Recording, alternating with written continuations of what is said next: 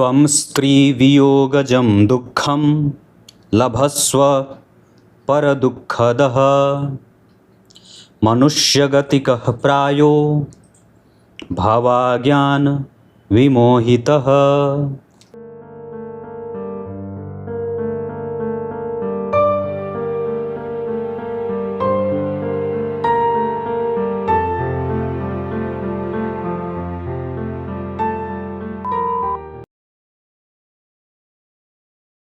प्रिय दर्शकों नमस्कार। एक बार फिर से उपस्थित हूँ आप सबके सामने सोमवार के कार्यक्रम में चंद्रमा से संबंधित 5 महत्वपूर्ण और मजबूत बात आज के कार्यक्रम में आपसे या आपको बताने वाला हूँ। शुरू करते हैं आज का कार्यक्रम। कहीं नहीं जाना है, बिल्कुल बन के रहिएगा। कार्यक्रम के आरंभ में जो मैंने श्लोक पढ़ा है वो शिव पुराण का है। आज सोमवार के कार्यक्रम में चंद्रदेव की बात होगी, जो नवग्रहों में सबसे ज़्यादा महत्वपूर्ण होते हैं। और इनका महत्वपूर्ण होना इस वजह से निर्णायक है, या फिर ये इस वजह से महत्वपूर्ण हो जाते हैं क्योंकि पृथ्वी से इनकी दूरी बहुत निकट है। और ये समुद्र के जल को जिस तरीके से प्रभावित करते हैं, वैसे ही हमारे शरीर के अंदर उपस्थित जल रूपी चंद्रमा को प्रभावित करते हैं। इसी वजह से जातक के चरित्र का निर्धारण, स्वभाव का निर्धारण और उसका जो समस्त सामरिक अध्ययन होता है वो चंद्रमा से किया जाता है। इसी वजह से जातक की राशि जातक के प्रभाव को बढ़ाने और घटाने वाली या उसके व्यक्तित्व का निर्धारण करने वाली होती है। आइए शुरू करते हैं। सबसे पहले बात करेंगे प्रथम सिद्धांत, जो एक ही बार में बता दूंगा, अलग अलग नहीं बताऊंगा। किसी भी स्थिति में अगर आपकी कुंडली में जिस भी राशि में चंद्रमा बैठे हैं, राशि बोल रहा हूं, भाव नहीं, मेष वृष मिथुन कर्क सिंह कन्या तुला, जिस भी राशि में चंद्रमा आपके बैठे हैं, अगर उस भाव का स्वामी यानी कि राशि का स्वामी अगर उन्हें देख रहा होगा तो जातक राजा होता है। आपकी राशि के स्वामी, जैसे मान लीजिए अगर चंद्रमा कन्या राशि में बैठे हैं और बुध अगर उन्हें देख रहे हैं तो आपकी कुंडली का सुख मजबूत है। देवगुरु बृहस्पति की मीन राशि में बैठे हैं, मंगल के मेष और वृश्चिक राशि में बैठे हैं, शनि के मकर और कुंभ राशि में बैठे हैं, और अगर उसके अधिपति की दृष्टि आपके चंद्रमा पे जा रही है तो जातक राजा होता है। ऐसा मैं नहीं, आचार्य वराह मिहिर ने लिखा है। दूसरा सिद्धांत चंद्रमा के बारे में ये कहता है, जिस भी नवांश में, जिस भी दृश्यकाण में, जिस भी द्वादशांशा में, जिस भी त्रिंशांशा में, जिस भी दशमांशा में चंद्रमा बैठे हैं, अगर उस राशि का स्वामी अगर उन्हें वहाँ भी देख रहा हो, या वो अगर शुभ ग्रह हो, जैसे मान लीजिए द्वादशांशा चक्र या दशमांशा चक्र में चंद्रमा मिथुन राशि में बैठ गए, इसके अधिपति शुभ ग्रह हो गए, ये भी जातक के जीवन को सुख देने वाला होता है। तो आपको क्या देखना है? लग्न कुंडली में जो बात देखनी थी वो तो आपने पहले नंबर पे जान लिया। अब आपको लग्न चक्र के अतिरिक्त जितने भी जन्मांग के अतिरिक्त जितने चक्र हैं, त्रिशांशा है, द्वादशांशा है, नवमांशा है, शाष्ट्यांशा है, जहाँ भी है, वो जहाँ कहीं भी बैठे हैं, क्या वो शुभ ग्रह की राशि में बैठे हैं?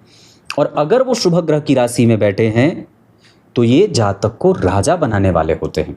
ये दूसरा है। तीसरा, अगर चंद्रमा आपकी कुंडली में चर प्रकृति की राशि में बैठे हैं, मतलब 1, 4, 7, 10, तो आपके पास जो संपत्ति आएगी वो स्थिर ना होकर के चर प्रकृति वाली होगी। मतलब व्यक्ति धन कमाएगा और धन खर्च होता रहेगा। इतना ही बताऊंगा। उसके बाद अगर स्थिर राशि में चंद्रमा बैठे हैं, जैसे 2, 5, 8 और 11, तो आपके पास धन आएगा और बचेगा भी, मतलब वो धन आपका दिखेगा भी। अगर द्विस्वाभाविक राशि में बैठे हैं, मतलब 3, 6, 9 और 12, तो आपके पास धन आएगा और धर्म पे खर्च होगा, मतलब सही जगह पे खर्च होगा। हो सकता है आप फैशन पे भी खर्च करें, पर सामान्यतया वो धन आएगा, रुकेगा और आपके ही सुविधाओं के ऊपर खर्च होगा। ये तीसरा सिद्धांत हो सकता है।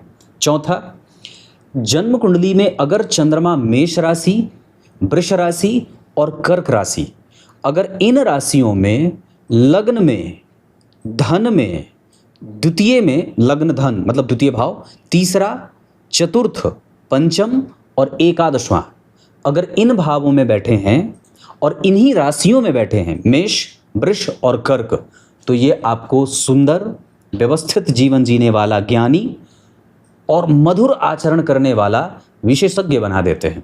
विशेषज्ञ मतलब विषयों का जानकार। इसके अतिरिक्त अगर वो इस राशि से अतिरिक्त किसी भी भाव में और किसी भी राशि में बैठे हैं, मेष, वृष और कर्क के अतिरिक्त, तो कभी कभी आपको कृपण, कभी कभी आपको अपने व्यवहार पे ध्यान देने की आवश्यकता, कभी कभी आपको आपके चिंतन में गड़बड़ी, कभी कभी आपको पत्नी के पीछे भागने वाला, कभी कभी आपको अव्यवस्थित जीवन जीने वाला, कभी कभी धन के लिए परेशान होने वाला बना देते हैं। ये पांचवा या चौथा हो सकता है। एक और सिद्धांत है, चंद्रमा पे जितने शुभ ग्रह या पापक ग्रह की दृष्टि होगी, ये सिद्धांत मैंने पूर्व में भी बताया है कि आपके चंद्रमा के ऊपर जितने शुभ ग्रह या पापक ग्रह की दृष्टि होगी, आपके चंद्रमा उतने ही बलवान होंगे। मतलब चंद्रमा पे आपको ये देखना है कि कितने ग्रहों की दृष्टि है। शनि देख रहे हैं, मंगल देख रहे हैं, गुरु देख रहे हैं, राहु देख रहे हैं, बुध देख रहे हैं, शुक्र देख रहे हैं, सारे के सारे ग्रह। तो जितने अधिक ग्रहों की दृष्टि चंद्रमा पे जाएगी, आपके चंद्रमा उतने ही बलवान होंगे। वैसे एक बात जो इस कार्यक्रम में मैं बताना चाहूँगा, शुक्ल पक्ष के अष्टमी तिथि से लेकर के और कृष्ण पक्ष के सप्तमी तिथि तक में अगर आपका जन्म हुआ है तो आपके चंद्रमा शुभ चंद्रमा हैं।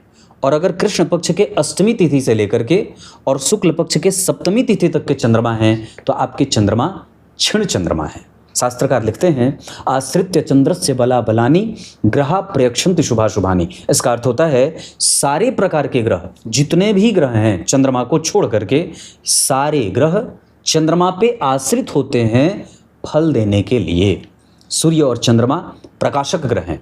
और जब सृष्टि का आरंभ हुआ तो जितनी भी राशियां थीं, जो मेष, वृष, मिथुन, कर्क, सिंह, कन्या, तुला, वृश्चिक, धनु, मकर, कुंभ, मीन, इन सभी राशियों का जो आधिपत्य था वो चंद्रमा और सूर्य के ही पास था। ये चंद्रमा आपके मन मस्तिष्क को शुद्ध करते हैं, शांत करते हैं, व्यवस्थित करते हैं, अनियमित होने से बचाते हैं और आपको सारगर्भित बात करने वाला बताते हैं। इतना ही नहीं, जिस व्यक्ति की कुंडली में चंद्रमा व्यवस्थित नहीं होते उसका जीवन भी अव्यवस्थित रहता है। चंद्रमा को संतुलित करने का एकमात्र साधारण सा उपाय शिव जी की पूजा, और अगर हो सके तो नियमित दिनचर्या का पालन। इससे ज़्यादा आपको चंद्रमा को संतुलित करने के लिए अलग से कुछ भी करने की आवश्यकता नहीं है। बहुत प्रसन्न होंगे तो प्रदोष का व्रत कर लेंगे, शिवरात्रि का व्रत कर लेंगे। क्लियर है?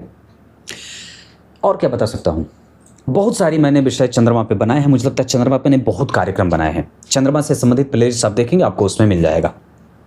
कार्यक्रम के आरंभ में जो मैंने श्लोक पढ़ा था उसका अर्थ बताऊंगा, और मैंने परसों दिन के कार्यक्रम में आप लोगों को एक बात कही थी कि भगवान के 10 अवतार क्यों हुए थे, ये भी मैं बताऊंगा। भगवान के 10 अवतार क्यों हुए थे? राजा अम्बरीश के बारे में आप लोग कभी सर्च करिएगा। उन्होंने एकादशी का व्रत किया था। द्वादशी अगले दिन बहुत छोटे काल तक के लिए थी, मतलब छोटे समय के लिए ही द्वादशी तिथि बीत रही थी। उसके बाद त्रयोदशी बीतने वाली थी। दुर्वासा ऋषि अम्बरीश महाराजा अम्बरीश की परीक्षा लेने के लिए कह सकते हैं, उनके पास आ जाते हैं और कहते हैं कि मैं आज तुम्हारे यहाँ ही भोजन करूँगा।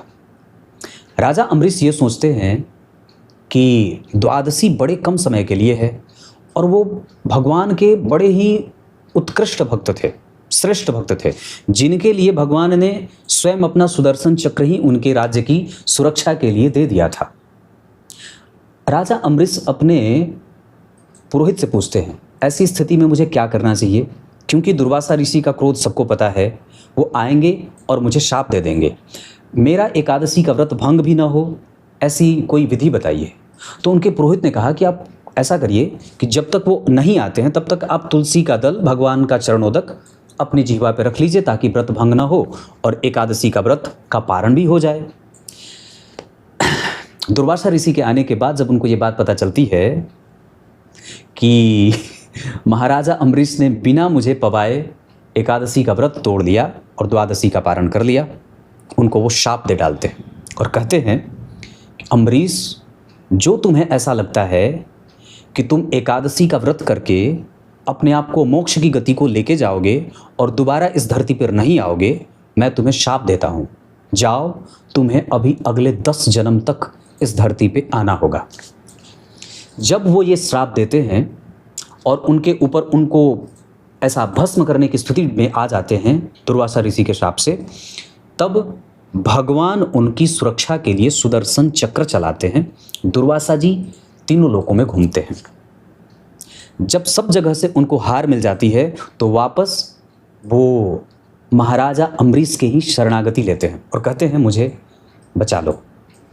किसी तरीके से महाराजा अम्बरीश उस सुदर्शन चक्र की स्तुति गाते हैं और उन्हें क्षमा करने की याचना करते हैं कि दुर्वासा ऋषि को क्षमा कर दीजिए।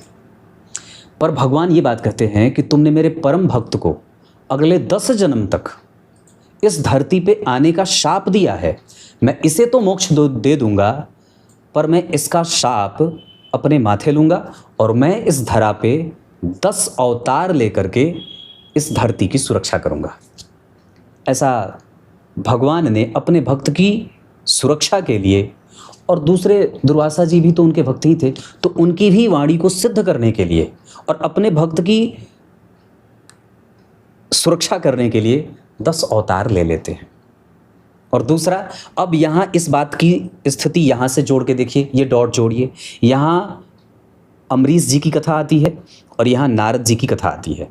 नारद जी ने क्या कहा कि जिस तरीके से मैं एक स्त्री के वियोग में लीला कर रहा हूँ या जैसे भी भ्रमित हूँ, भटक रहा हूँ, वैसे ही तुम भी लीला करोगे या भटकोगे। उसी का साक्षात अवतार भगवान राम को लेना, भगवान नारायण को भगवान राम के रूप में इस धरती पे आना पड़ा। कुछ इसी तरीके से आज के इस कार्यक्रम का समापन करते हैं। तब तक के लिए इजाज़त दीजिए। बहुत बहुत नमस्कार।